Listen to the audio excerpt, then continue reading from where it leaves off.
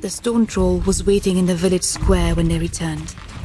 Katrina had only seen the creature once, and that only a glimpse of him, through the milling men who'd been holding him down by the restraints around his neck, arms and legs.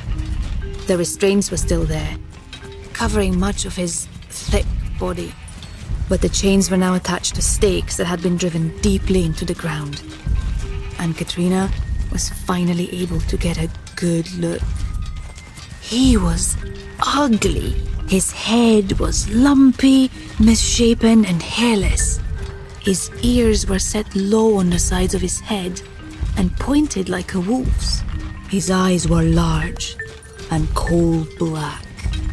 His mouth, twisted in what seemed to be a permanent sneer. His skin glistened like dew-covered limestone. And unless the early morning sunlight was playing tricks on her eyes, it seemed like the texture of his skin was flowing back and forth between flesh and stone.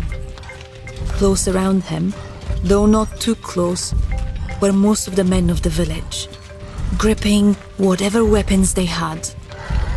Further out, and hopefully much safer, were the women and children. The crowd was silent, though whether from fear and repugnance at a troll, or awe at a dragon, Katrina couldn't tell. Finally, a friendly face. The troll called as Katrina, her father, and Dax walked across the square toward him. His voice was gravelly and as sneering as his mouth.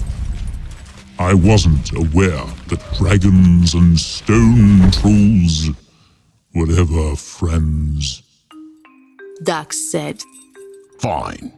Kindred spirits, then. The troll said. Better than these fraffy humans, anyway. Name's Iskar. What's yours? Dax. Iskar's face seemed to light up. The Dax? Dax the Magnificent? He doesn't wish to be called the Magnificent. Katrina broke off as her father squeezed her shoulder. All dragons want to be called the Magnificent, child. Iskar said mockingly, his eyes on Dax. He glanced at Katrina, then took a second look, his black eyes narrowing. That excuse for an arm is disgusting even for a human. What did you do to it? Katrina winced. There was... You were speaking to me. Dax interrupted.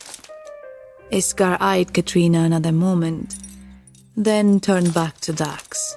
Right, Dax, the plain and ordinary. Fact is, you're the one I came to this fraffy place looking for in the first place. Really? Dax said. I'm told you murdered several humans. Yeah, I'm not surprised they told you that. Iskar made a sound like a long pig grunt. Conveniently forgot to mention that it was self-defense, did they? Petrock took a step forward. You lie! He stopped.